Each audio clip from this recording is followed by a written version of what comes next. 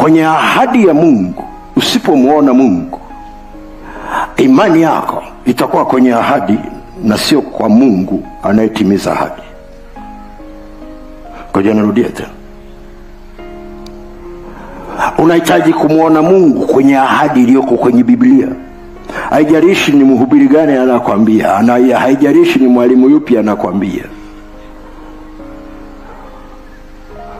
Wengi wanaona watu badala ya kumwona Mungu aliyeahidi,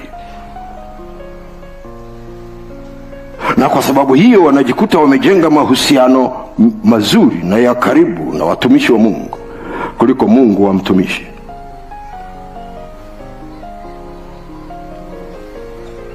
Kwa sababu wanafikiri ahadi iliyoko kwenye Biblia inatimia tu kwa sababu mhubiri kasema. Kinachomsaidia mhubiri ni kwa sababu ana uhusiano na aliyeahidi.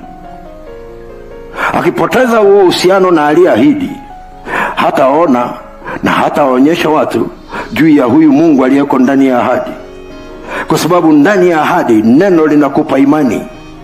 Imani juu ya kitu gani?